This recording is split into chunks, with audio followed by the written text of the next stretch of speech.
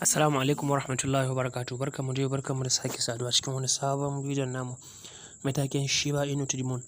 Insha Allah yau za mu gabatar muku da update akan Shiba Inu, wanda update insha Allah mai karfi, wanda insha Allah duk wanda yake da Shiba Inu zai sa shi farin ciki da yardan Allah.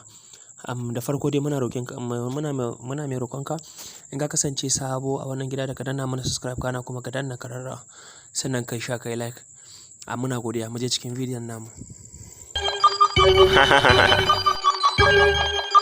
Yeah, sharp shooter. Nice one. Nice one.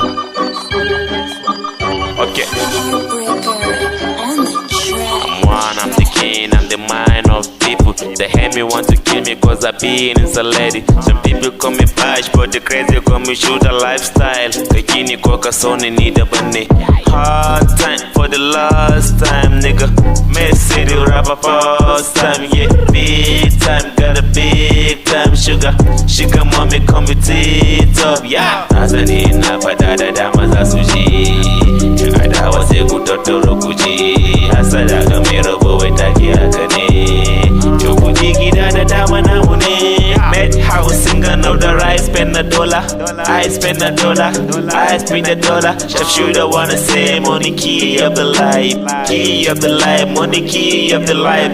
Little group of people I invited for the dinner. Now I gotta see many people wishing me the dinner. Talk at the talk. Go for giving all the sinner. Let me have the key. Go for beating all the inner. Yo, have me a pebble. Now I had it all the same. Killing.